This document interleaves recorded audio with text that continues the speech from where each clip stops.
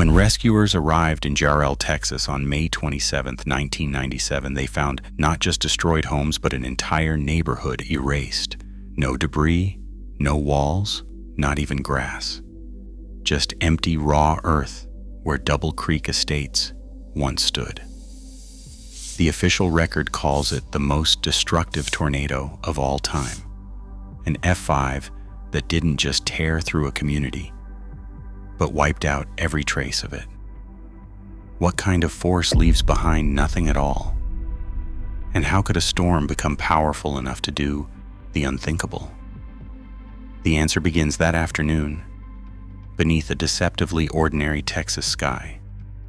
May 27, 1997 began as a day like many others in Central Texas, humid, restless, with clouds building along the horizon. By afternoon, the atmosphere over the region had turned volatile. A collision of a cold front, a dry line, and a barely perceptible gravity wave set the stage for something few had anticipated. The National Weather Service and local meteorologists tracked the system, but the forecast models failed to capture just how explosive the setup had become. Most experts expected severe storms, maybe some hail or gusty winds, but not the kind of tornadoes that rewrite history books. Central Texas sits just west of the traditional tornado alley, but on this day, the entire I-35 corridor became a breeding ground for chaos. Storm cells began to blossom in the early afternoon, stretching from north of Waco down toward Austin. By evening, reports would confirm at least 20 tornadoes had touched down across the region. Each one carved its own scar into the landscape, but all paled in comparison to what was forming near the tiny town of Jarrell. Radar screens flickered with signatures of rotating storms, but Jarrell itself sat on the edge of the main risk area. The town, home to just 450 people, lay in a patchwork of farmland and scattered subdivisions.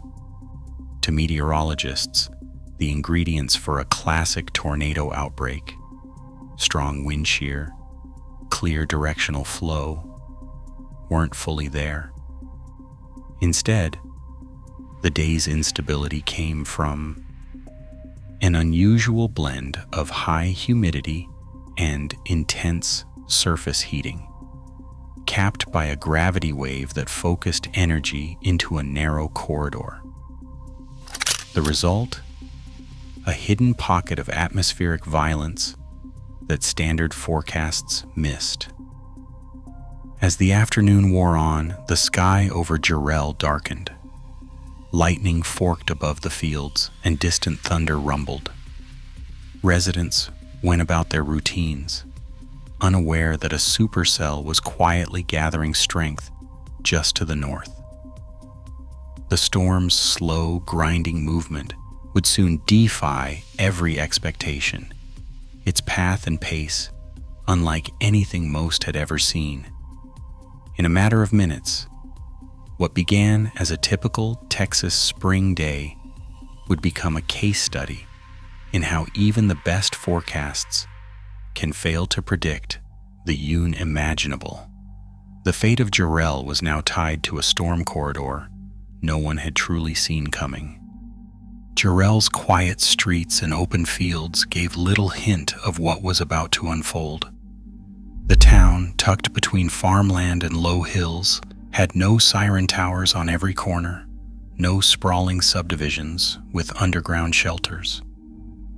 Most homes sat on concrete slabs, built flat against the hard Texas earth.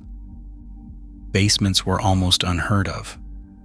Local builders avoided them because of the shallow bedrock and frequent flooding. For generations, families trusted that sturdy walls, interior closets, and bathtubs would be enough. That was the advice handed down and repeated in every severe weather season. On May 27, 1997, the warning chain began with a flicker on radar screens in Austin and San Antonio. The National Weather Service issued a tornado warning for Williamson County at 3:30 p.m., naming Jarrell directly. Emergency sirens sounded across the town about 10 minutes before impact. For many, that was the first sign that something was wrong. A sudden wailing alarm breaking through the steady hum of afternoon chores and school pickups. Some residents heard the warning on local radio or saw the alert scroll across their television screens. Others relied on word of mouth, neighbors knocking on doors or calling out from porches. The warning window was short. Between the sirens and the arrival of the storm, there was barely enough time to gather children, grab pets, and huddle in bathrooms or hallways. The town lacked community shelters or reinforced safe rooms. Families did what they had always done. They took cover in the strongest part of their homes, trusting that the walls would hold. In Double Creek Estates, houses were anchored to their slabs by bolts and rebar, built to withstand high winds, but not the unimaginable. As the sky turned black and the wind began to howl, Jarrell became a town waiting in the crosshairs. Its vulnerability lay not in ignorance or neglect, but in the limits of what ordinary construction and standard warnings could provide. 10 minutes notice, concrete slabs, and the best advice of the day. None of it would be enough for what was coming. The fate of Jarrell now hung on the thin hope that the storm might veer away or lose strength before reaching the edge of town. The tornado began as a thin, almost unremarkable landspout in the fields north of Jarrell. Within minutes, it changed shape and character, swelling into a broad, dark wedge that defied the textbook image of a fast-moving twister. This was no darting funnel. It was a monstrous, grinding force, nearly 3/4 of a mile wide at its peak, moving at a crawl. Instead of racing northeast, like most tornadoes in Texas, this one drifted southwest, cutting a path that confused even seasoned meteorologists. Radar signatures painted a picture of escalating violence. The core of the storm grew denser and broader, its rotational winds tightening as it tracked a 5.1-mile arc across the countryside.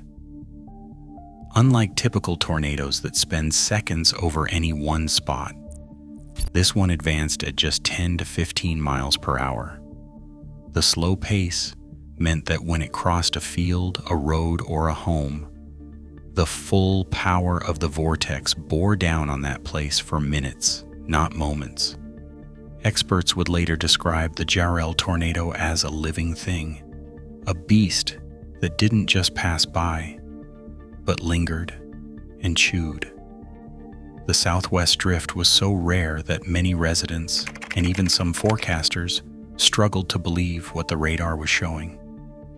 The storm's path was wide, its motion deliberate, as if it was searching for something to erase. Meteorologists tracking the storm watched as the wedge grew, its base flattening and spreading out. The radar's hook echo thickened, indicating a circulation that was both intense and unusually low to the ground. There were no sharp turns, no sudden accelerations. Instead, the tornado pressed forward with a kind of relentless patience, giving the land beneath little chance to escape its grasp. As the wedge crept closer to Jarrell, it became clear that this was not a tornado anyone could outrun. Its slow advance and immense width meant the usual strategy, shelter and wait for the danger to pass, would be tested in a way no one expected. The storm's deliberate movement set the stage for what would soon become an encounter with force at the very surface of the earth, the kind of encounter that would leave nothing behind. Engineers and meteorologists walked the path of the Jarrell tornado in stunned silence, notebooks forgotten as they stared at the ground itself. Where homes and lawns once stood, there was only raw, gouged earth, mud streaked with deep furrows, as if clawed by a colossal machine. In places, the tornado had scooped away the topsoil to a depth of 18 inches. Grass, roots, and even the clay beneath were gone, stripped in wide bands that ran for hundreds of feet. Asphalt roads didn't just crack or crumble. Entire slabs were peeled away, hurled downwind, leaving only the pale underlayer exposed to the sun. Survey teams found the marks of violence everywhere, but the true signature lay in the absence of what should have remained. Anchor bolts, meant to hold houses to their foundations, had been bent or sheared off. In Double Creek Estates, concrete slabs sat naked and pitted, with no splinters, no bricks, not even the outline of a driveway. Soil scientists measured the gouges, finding evidence of wind and debris, powerful enough to overcome even the stubborn hold of Texas prairie roots. Tree trunks were not just snapped or uprooted, they were debarked, splintered, or in some cases ground down to stumps flush with the earth. The slow, grinding movement of the tornado was the difference. Unlike a typical twister that might pass in seconds, this one lingered, its core winds battering each patch of ground for minutes. Debris carried at tornado speed became a sandblaster, scouring everything in its path. Engineers described the effect as total mechanical abrasion.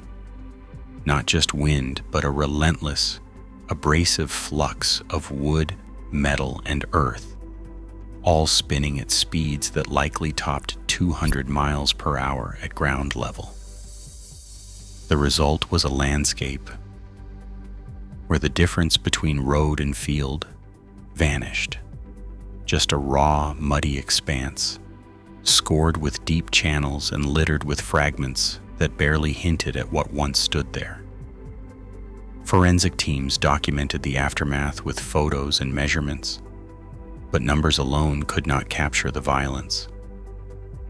The ground itself bore witness, slabs swept bare, roads erased, and the earth itself torn open, leaving behind a silence that felt as unnatural as the destruction. This was not merely a tornado that destroyed. It was a force that erased, grinding everything down to the memory of what had been. At 3:48 p.m., the tornado reached Double Creek Estates. For 3 minutes, the storm's core hovered over the subdivision. It was not a single explosive moment, but a drawn-out ordeal, where the wind never let up and the sound never faded. The tornado's slow crawl meant each house, each family, faced the full, grinding violence for far longer than any structure could withstand. Inside one of the homes, Debbie LaFrance and her 10-year-old daughter clung to each other in a bathtub, following every piece of safety advice they'd ever heard. The roar grew unbearable, then the walls around them vanished. Both were ripped from the house and thrown into the open, landing far from where their home had stood. Against all odds, they survived, battered and disoriented, but alive. For most, there was no such miracle. The tornado's path through Double Creek Estates left 27 dead, entire families gone, and only a handful of survivors, many of whom were ejected from the remains of their homes. The destruction was absolute, Houses were not just flattened, they were pulverized, swept from their foundations, and scattered as dust and splinters. Concrete slabs sat exposed, stripped bare of even anchor bolts. Vehicles were tossed hundreds of yards, mangled beyond recognition. The ground itself was gouged and muddy, with no sign of driveways, trees, or lawns, just raw earth and silence. Emergency crews searching for survivors found themselves in a place where the familiar had been erased. There were no street signs, no landmarks, nothing left to orient by except the sun and the tracks their own vehicles made in the mud. For those sheltering inside Double Creek Estates, the tornado's slow movement meant the difference between hope and hopelessness. The usual advice: get to an interior room, hide in a bathtub, cover yourself with a mattress, offered no protection against winds that battered the same spot for minutes on end. Some tried to move from room to room as their houses began to break apart. Others huddled together, waiting for the noise to stop. In the end, the storm's violence overwhelmed every defense. The 3 minutes the tornado spent over Double Creek Estates became a lesson in the limits of human preparation, a tragedy measured not just in lives lost, but in the total erasure of a community. Williamson County EMS and volunteer firefighters reached the edge of Double Creek Estates within minutes, but nothing looked familiar. The landscape had been transformed into a blank map. No houses, no trees, not even the outlines of driveways or lawns. The usual signs that guide rescuers, mailboxes, street corners, clusters of debris, were missing.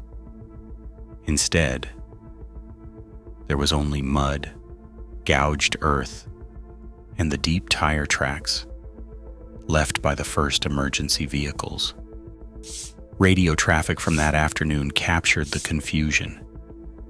Teams struggled to confirm their location, calling out grid coordinates and trying to match what they saw to aerial survey maps. Helicopters circled above, marking out the boundaries of the vanished neighborhood with GPS, directing ground crews as best they could. For rescuers, every step was uncertain. The ground was slippery and uneven, pitted where the tornado had carved deep furrows. Without landmarks, search teams adopted a grid system, moving methodically across the scoured earth. Some responders described it as working on another planet, no sounds except the wind and the low hum of generators. No colors but the gray of mud and the pale concrete of exposed slabs. The absence of debris meant there was little to sift through, no walls to clear or furniture to move. Instead, the task became one of careful searching for any sign of survivors or remains, sometimes hundreds of yards from where homes had once stood. In those first hours, the scale of the loss was measured not just by what was destroyed, but by what had vanished entirely. The blankness of the scene forced a new kind of response, one built on patience, coordination, and the grim reality that there were few places left to search. The operational challenge was not in clearing rubble, but in finding meaning in a landscape stripped of everything recognizable. Long after the last rescue team left the scoured fields of Jarrell, the disaster continued to haunt engineers, policymakers, and community leaders across the country. The bare slabs and empty lots of Double Creek Estates became more than a symbol of loss. They became a benchmark. Meteorological training shifted. Images of Jarrell's gouged earth and vanished homes appeared in textbooks, warning that not every tornado is survivable and that the rules of safety can be rewritten by a single storm.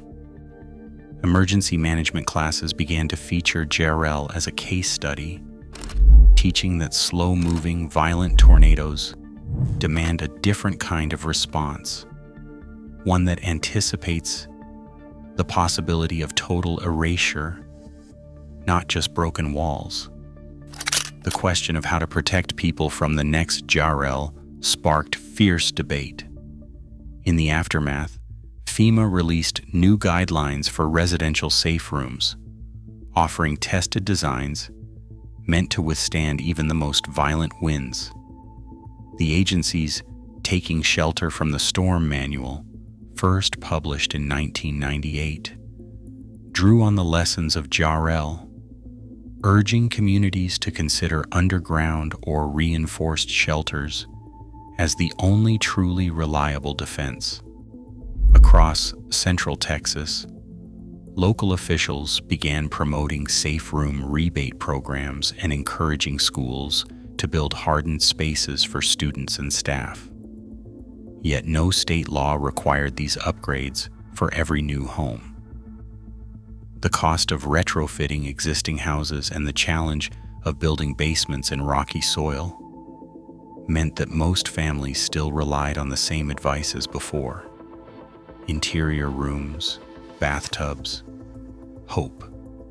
For engineers and meteorologists, Jarrell remains the reference point, the event that proved even well-built homes anchored to concrete can be swept away, and that standard warning times may not be enough. In safety seminars, the phrase unsurvivable tornado is no longer theoretical. Jarrell gave it a name, a place, and a lesson that continues to shape how Americans think about shelter, risk, and the limits of preparation. On May 27, 1997, the Jarrell F5 tornado erased Double Creek Estates in under 3 minutes, leaving only bare earth where homes and lives once stood. Survey teams documented ground scouring up to 18 inches deep, with roads stripped of asphalt and every trace of the neighborhood gone. Despite a tornado warning issued at 3:30 p.m., the storm's slow movement and overwhelming force meant even well-built homes offered no safety. Investigators still cannot fully explain why this tornado's ground-level winds reached such extremes, or why its path and speed proved so catastrophic. Today, Jarrell stands as the benchmark for the most complete tornado destruction ever recorded in the United States. In the years since, emergency planners and engineers have changed building codes and warning procedures, but the core lesson remains. The Jarrell disaster showed that true total destruction is possible, and that some tornadoes can leave behind not ruins, but emptiness.